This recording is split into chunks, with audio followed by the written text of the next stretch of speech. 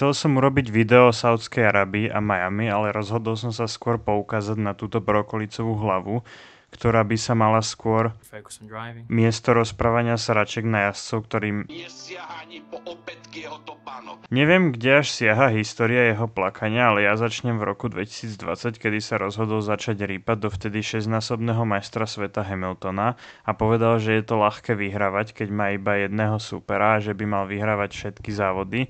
Takže sa pozrieme na sezóny, kedy bol Mercedes zhruba tak dominantný ako terajší McLaren. Lewis Hamilton from 14th on the grid wins the German Grand Prix. Top of the championship, Hamilton wins the Monaco Grand Prix. As top in the record books, the World Championship record is equalled. Lewis Hamilton wins the Turkish Grand Prix. A môžeme vidieť, koľko závodov vyhral Lewis. A teraz sa pozrieme, koľko vyhrala táto brokolicová hlava v posledných 2 sezónach. Nehovorím, že musí vyhrať každú veľkú cenu, ale keď tvoj tímový kolega dokáže odísť do alternatívnej reality, zatiaľ čo ty sa biješ so zbytkom pola, tak asi ten problém není v aute. Ale naspäť k plakaniu, alebo teda jeho vyjadreniam.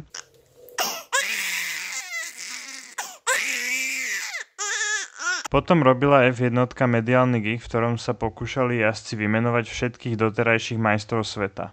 A ako sa ukázalo, tak Sebastian Vettel nebol legenda len v jazdení, ale aj v jeho vedomostiach o Formuli 1, čo sa však o tomto debilovi nedalo povedať, a keď mu reportérka povedala, že Seb uhádol všetkých 70, tak jeho reakcia bola 70 points.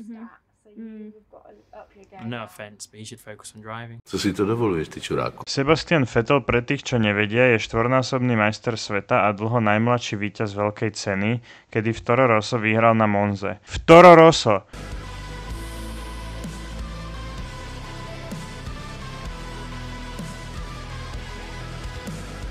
Čo je dnešný výkarb, čiže s bečkovým Red Bullom vyhral za daždivých podmienok na jednej z najrýchlejších tratí v kalendári. A na neho si otvára ústa niekto, kto není schopný vyhrať s najrýchlejším autom na súčasnom gride. V tej dobe mala brokolicová hlava presne 0 víťazstiev, keď sa rozhodla otvárať si papulu na túto legendu. A teraz stále vidíme pribúdajúce komentáre podobného typu na Maxa, ako tomu bolo aj v Brazílii. That's life sometimes. You take a gamble, it's paid off for them.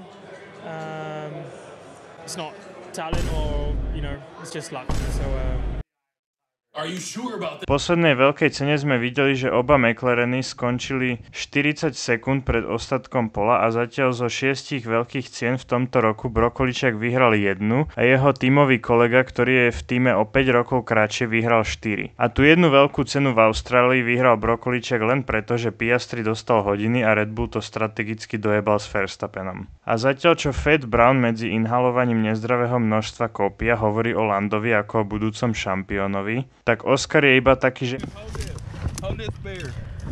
a uteká Landovi v šampionáte a ten miesto iba stále plače, nazýva šťastie to, že niekto iný vie jazdiť lepšie a doslova sa niekedy pokúša vyhovárať.